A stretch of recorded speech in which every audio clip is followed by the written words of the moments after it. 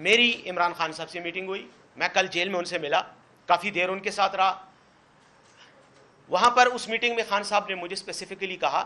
کہ مجھے بہت افسوس ہو رہا ہے کہ ہمارے اپنے ہی لوگ اپنی ہی پارٹی کے فیصلے کے خلاف میڈیا میں جا رہے ہیں.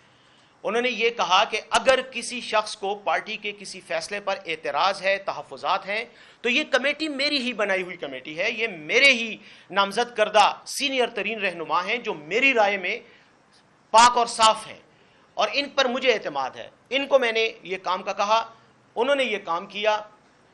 اب جو لوگ یہ تاثر دے رہے, اعتراض دیکھیں ہر پارٹی میں حق ہے کارکن کا وہ کریں, لیکن ایک اعتراض ہے اور ایک باقاعدہ الزام تراشی ہے کہ جی یہ جو کچھ بھی ہوا یہ بدنیتی پر ہوا یا کسی کو وزارت سے ہٹانے کے لیے ہوا ذاتی دشمنی کی بنیاد پہ, تو یہ تاثر جو ہے یہ غلط ہے اور یہ نہیں ہونا چاہیے. تو مجھے انہوں نے اسپیسیفکلی کہا کہ تم بطور مشیر اطلاعات, اور ایک بات اور بھی میں آپ کے انفارمیشن کے لیے بتانا چاہ رہا ہوں کہ میں خیبر پختونخوا کی حکومت کا مشیر اطلاعات بھی ہوں, لیکن میرے پاس پارٹی عہدہ بطور سیکٹری اطلاعات بھی ہے. تو یہ میری ہی ذمہ داری بنتی ہے کہ میں میڈیا کو فیس کروں اور میں میڈیا کے سامنے پارٹی کا موقف رکھوں. تو خان صاحب کی ہدایت کے مطابق آج میں آپ کے ساتھ بھی یہ بات شیئر کر رہا ہوں کہ خان صاحب نے اس بات پر ناراضگی کا اظہار کیا اور مجھے کہا کہ آپ یہ بات کلیئر کریں کہ اس کمیٹی کے فیصلے پر اعتراض کرنا یہ بالکل غلط بات ہے. اور انہوں نے خود مجھے کہا کہ میں عاطف خان صاحب کو بلاؤں, ان کو کہوں کہ وہ آئیں گے اور میرے ساتھ ملیں گے, اور جو ہمارے ایک ساتھی جو جیل میں ان کی ملاقاتوں کا وہ ارینج کرتے ہیں ان کو کہا کہ آپ عاطف خان کو بھی بلائیں. انہوں نے اسد کیسر صاحب کا بھی نام لیا کہ ان کو بھی بلائیں, اور بریگیڈیئر عباسی صاحب کا بھی کہا کہ میں ان سے بھی ملوں گا. اور کمیٹی کے جو دیگر افراد ہیں